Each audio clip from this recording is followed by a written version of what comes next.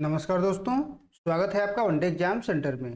दोस्तों, आज के वीडियो में हम लोग डीडीयू के बीए सेकंड सेमेस्टर हिंदी का जो दूसरा पेपर है, जिसका नाम है कार्यालय हिंदी और कंप्यूटर द्वितीय, और जिसका पेपर कोड है HND 105, उससे संबंधित 50 महत्वपूर्ण बहुविकल्पी प्रश्नों का प्रैक्टिस करेंगे। ये प्रश्न आपके दूसरे पेपर के पूरे सिलेबस पर आधारित हैं। परीक्षा में जाने से पहले इन प्रश्नों को जरूर देख कर जाइएगा। चलिए बिना देर के वीडियो को शुरू करते हैं। आपका पहला प्रश्न है, शासकीय पत्र का मुख्य उद्देश्य क्या है? यह सूचनाओं का आदान प्रदान करना, यह आदेश देना, तीसरा समस्या का समाधान करना, और डी है उपर्युक्त में से कोई नहीं। ये ऑप्शन आपका सही हो जाएगा। शासकीय पत्र का जो मुख्य उद्देश्य होता है वह सूचनाओं का आदान प्रदान करना होता है। पहले का ए ऑप्शन आपका सही हो जाएगा। दूसरा प्रश्न है, व्यक्तिगत स्तर पर सरकारी अधिकारियों के बीच मामले निपटाने के लिए किस पत्र का प्रयोग किया जाता है? यह सरकारी पत्र, बी है अर्ध सरकारी पत्र, सी है परिपत्र, और डी है कार्यालय आदेश। बी ऑप्शन आपका सही हो जाएगा। व्यक्तिगत स्तर पर सरकारी अधिकारियों के बीच मामले निपटाने के लिए अर्ध सरकारी पत्र का प्रयोग किया जाता है। दूसरा प्रश्न है, आवेदन पत्र लिखा जाता है। यह सूचना देने के लिए, बी है आदेश देने के लिए, सी है निवेदन करने के लिए, डी है उपर्युक्त सभी के लिए। तो आवेदन पत्र जो होता है वह निवेदन करने के लिए लिखा जाता है। तीसरे का सी ऑप्शन आपका सही हो जाएगा। चौथा प्रश्न है, किस पत्र की भाषा शैली संक्षिप्त और औपचारिक होती है? यह शासकीय पत्र, यह अर्ध शासकीय पत्र, यह शासकीय और अर्ध शासकीय पत्र दोनों, डी है दोनों में से कोई नहीं। तो शासकीय पत्र जो होता है उसकी भाषा शैली संक्षिप्त और औपचारिक होती है। ये ऑप्शन आपका सही हो जाएगा। पांचवा प्रश्न है, अर्ध सरकारी पत्र में किस पुरुष शैली का प्रयोग किया जाता है? यह उत्तम पुरुष शैली, बी है मध्यम पुरुष शैली, सी है अन्य पुरुष शैली, और डी है उपर्युक्त सभी। तो अर्ध सरकारी पत्र में उत्तम पुरुष शैली का प्रयोग किया जाता है। पांचवे का ए ऑप्शन आपका सही हो जाएगा। छठा प्रश्न है, शासकीय पत्र में संबोधन के लिए किस शब्द का प्रयोग किया जाता है? यह है प्रिय श्री, बी है महोदय, सी है भौदी, और डी है उपर्युक्त सभी। तो शासकीय पत्र में संबोधन के लिए महोदय शब्द का प्रयोग किया जाता है। छठे का बी ऑप्शन आपका सही हो जाएगा। सातवां प्रश्न है, गोपनीय मामलों पर विचार विमर्श के लिए किस पत्र का प्रयोग किया जाता है? यह है शासकीय पत्र, बी है परिपत्र, सी है अर्ध शासकीय पत्र, और डी है अनुस्मारक। सातवें का आपका सी ऑप्शन सही हो जाएगा। गोपनीय मामलों पर विचार विमर्श के लिए अर्ध शासकीय पत्र का प्रयोग किया जाता है। सी ऑप्शन आपका सातवें का सही हो जाएगा। आठवां प्रश्न है, निम्नलिखित में से किस पत्र में विषय और संबोधन का प्रयोग नहीं किया जाता है? यह है शासकीय पत्र, यह है अर्ध शासकीय पत्र, यह है कार्यालय आदेश, और डी है आवेदन पत्र। आठवें का सी ऑप्शन आपका सही हो जाएगा। कार्यालय आदेश में न तो विषय का प्रयोग किया जाता है और न तो किसी प्रकार के संबोधन का प्रयोग किया जाता है। आठवें का सी ऑप्शन आपका सही हो जाएगा। आगे बढ़ते हैं, नौवां प्रश्न देखते हैं। किस पत्र को तटस्थ भाव से अन्य पुरुष शैली में लिखा जाता है? यह है शासकीय पत्र, यह है अर्ध शासकीय पत्र, सी है शासकीय और अर्ध शासकीय पत्र दोनों, डी है दोनों में से कोई नहीं। तो तटस्थ भाव से अन्य पुरुष शैली में शासकीय पत्र को लिखा जाता है। नौवें का ए ऑप्शन आपका सही हो जाएगा। दसवां प्रश्न है, कार्यालय आदेश का स्वरूप कैसा होता है? यह व्यवहारिक होता है, सी है आदेशात्मक होता है, सी है सूचनात्मक होता है, और डी है उपर्युक्त में से कोई नहीं। कार्यालय आदेश का जो स्वरूप होता है वह आदेशात्मक होता है। तो 10वीं का बी ऑप्शन आपका सही हो जाएगा। 11 नंबर प्रश्न है, अर्ध सरकारी पत्र में संबोधन के लिए किस शब्द का प्रयोग किया जाता है? यह महोदय शब्द का प्रयोग किया जाता है, बी है भौदीय शब्द का प्रयोग किया जाता है, सी है भौनिष्ठ, और डी है प्रिय श्री महोदय। डी ऑप्शन आपका सही हो जाएगा। अर्ध सरकारी पत्र में संबोधन के लिए प्रिय श्री महोदय शब्द का प्रयोग किया जाता है। 11 का डी ऑप्शन आपका सही हो जाएगा। 12 नंबर प्रश्न है, कार्यालय आदेश होता है, यह एक आयामी होता है, बी है द्विआयामी होता है, सी है बहुआयामी होता है, और डी है उपर्युक्त सभी। तो कार्यालय आदेश जो होता है एक आयामी होता है। ए ऑप्शन आपका सही हो जाएगा। यानी कार्यालय आदेश कार्यालय में ऊंचे पद पर बैठा हुआ व्यक्ति जारी करता है तो उसका जवाब नहीं दिया जाता है, एक आयामी होता है। 12 का ए ऑप्शन आपका सही हो जाएगा। 13 नंबर प्रश्न है, किस पत्र का समापन सादर व ससम्मान जैसे आदर सूचक शब्द के साथ होता है? यह है सरकारी पत्र, बी है अर्ध सरकारी पत्र, सी है कार्यालय आदेश, और डी है उपर्युक्त में से कोई नहीं। तो अर्ध सरकारी पत्र जो होता है उसका समापन सादर और ससम्मान जैसे आदर सूचक शब्द के साथ होता है। 13 का बी ऑप्शन आपका सही हो जाएगा। 14 नंबर प्रश्न है, निम्नलिखित में से कौन सा पत्र व्यक्तिगत स्तर पर आत्मीयता के भाव से लिखा जाता है? ए है सरकारी पत्र, बी है अर्ध सरकारी पत्र, सी है परिपत्र और डी है कार्यालय आदेश। 14 का आपका बी ऑप्शन सही हो जाएगा। अर्ध सरकारी पत्र जो होता है वो व्यक्तिगत स्तर पर आत्मीयता के भाव से लिखा जाता है। 14 का बी ऑप्शन आपका सही हो जाएगा। 15 नंबर प्रश्न है, अर्ध सरकारी पत्र लिखा जाता है, यह एक वचन में लिखा जाता है, यह द्विवचन में, यह बहुवचन में और डी है उपर्युक्त सभी में। तो अर्ध सरकारी पत्र जो होता है वो हमेशा एक वचन में लिखा जाता है। 15 का ए ऑप्शन सही हो जाएगा। 16 नंबर प्रश्न है, किसका अनुपालन न किए जाने पर अनुशासनात्मक कार्यवाही की अपेक्षा की जाती है? यह कार्यालय आदेश, बी है अधिसूचना, सी है अनुस्मारक और डी है विज्ञप्ति। आपका ए ऑप्शन सही हो जाएगा। कार्यालय आदेश का प्रयोग अगर हम नहीं करते हैं तो हम पर अनुशासनात्मक कार्यवाही की अपेक्षा की जाती है। 16 का ए ऑप्शन आपका सही हो जाएगा। 17 नंबर प्रश्न है, कार्यालय आदेश होता है, यह औपचारिक होता है, यह अनौपचारिक होता है। सॉरी दोस्तों, ए ऑप्शन है अनौपचारिक होता है, बी है औपचारिक होता है, सी है सूचनात्मक होता है और डी है उपर्युक्त में से कोई नहीं। तो कार्यालय आदेश जो होता है वह औपचारिक होता है। बी ऑप्शन आपका 17 का सही हो जाएगा। 18 नंबर प्रश्न है, किसमें संबोधन तथा अधोलेखन का प्रयोग नहीं किया जाता है?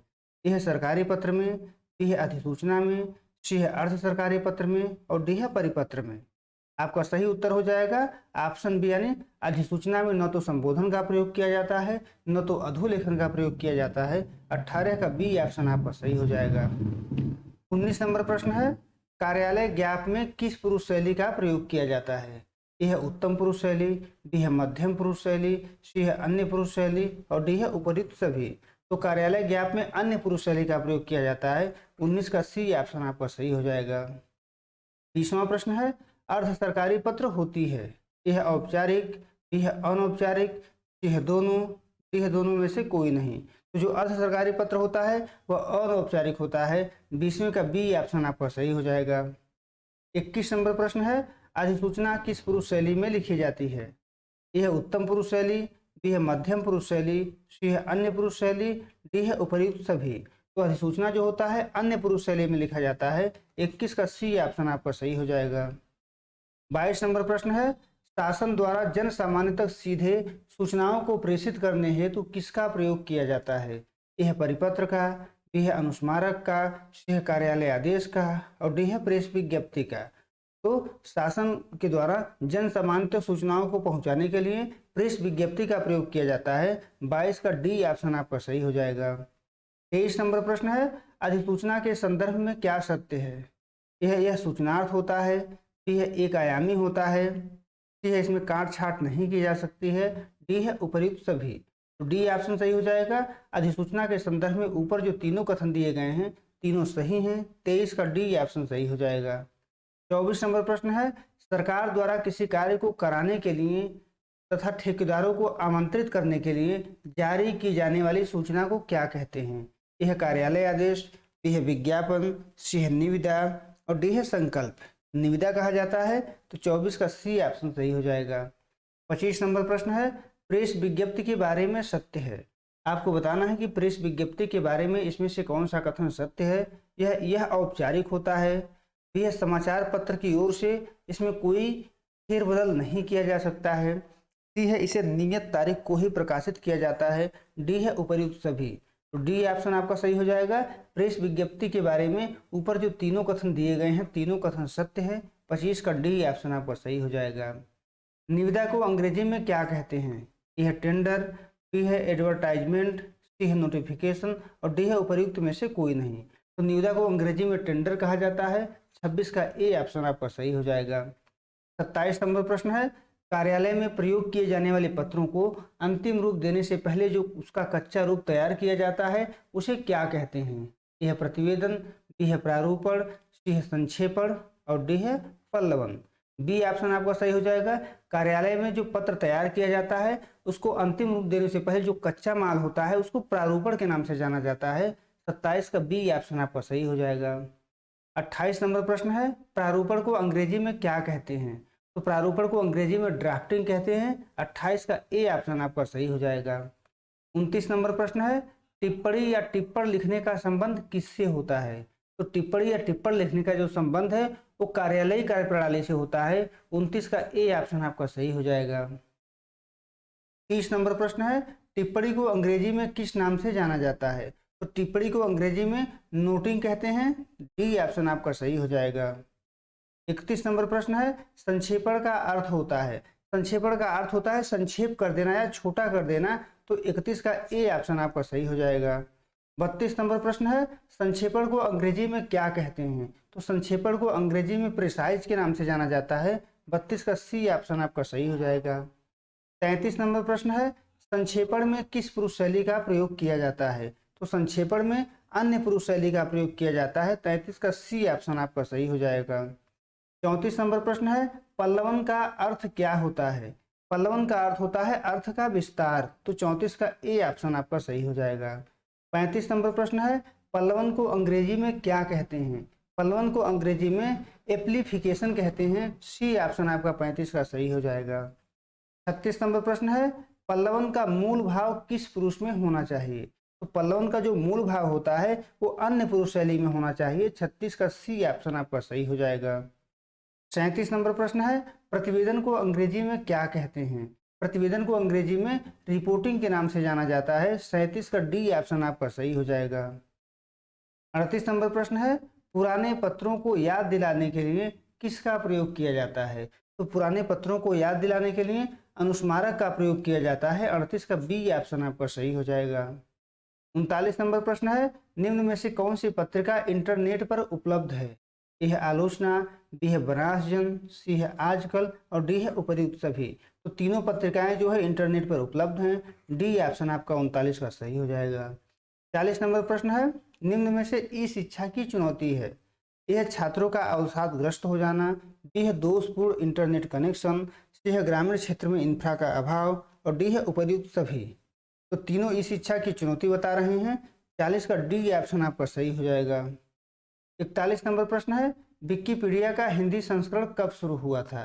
तो विकिपीडिया का हिंदी संस्करण जुलाई 2003 में शुरू हुआ था। 41 का ए ऑप्शन आपका सही हो जाएगा। 42 नंबर प्रश्न है, ज्ञान दर्शन है यानी ज्ञान दर्शन क्या है? तो जो ज्ञान दर्शन है एक वेब आधारित शैक्षणिक टीवी चैनल है। 42 का ए ऑप्शन आपका सही हो जाएगा। 43 नंबर प्रश्न है, इग्नू की स्थापना कब हुई थी? तो इग्नू की स्थापना 1985 में हुई थी। 43 का ए ऑप्शन आपका सही हो जाएगा। 44 नंबर प्रश्न है, स्वयं के संदर्भ में सत्य है। आपको बताना है कि इसमें से कौन सा कथन स्वयं के बारे में सत्य है। यह है कि यह एक ऑनलाइन शिक्षण पोर्टल है। बी है इस पर 9वीं से लेकर स्नातकोत्तर तक के कोर्स हैं। सी है 9 जुलाई 2017 को इसे लॉन्च किया गया था।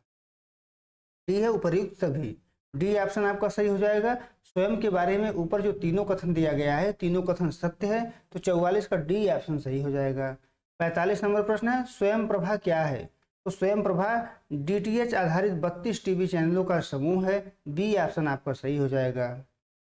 46 नंबर प्रश्न है, फेसबुक पर अधिकतम कितने व्यक्तियों को फ्रेंड बनाया जा सकता है? तो अधिकतम 5000 व्यक्तियों को फ्रेंड बनाया जा सकता है। 46 का ए ऑप्शन आपका सही हो जाएगा। 47 नंबर प्रश्न है, ब्लॉग को हिंदी में क्या कहते हैं? ब्लॉग को हिंदी में चिट्ठा के नाम से जाना जाता है। 47 का बी ऑप्शन आपका सही हो जाएगा। 48 नंबर प्रश्न है, हिंदी का पहला ब्लॉग क्या है? हिंदी का पहला ब्लॉग है 9211 जिसका निर्माण आलोक कुमार ने किया था। 48 का ए ऑप्शन आपका सही हो जाएगा। 49 नंबर प्रश्न है, निम्न में से कौन हिंदी भाषा का फॉन्ट है? यूनिकोड, कृतिदेव, चाणक्य या उपर्युक्त सभी। तो तीनों जो है हिंदी भाषा के फॉन्ट हैं। डी ऑप्शन आपका 49 का सही हो जाएगा। 50 नंबर प्रश्न है, रेडियो का हिंदी नामकरण है? तो रेडियो को हिंदी में आकाशवाणी के नाम से जाना जाता है। 50 का डी ऑप्शन आपका सही हो जाएगा। उम्मीद है दोस्तों आपको ये वीडियो पसंद आया होगा। आप हमारे चैनल को सब्सक्राइब करिए, वीडियो को लाइक करिए, शेयर करिए। बहुत बहुत धन्यवाद।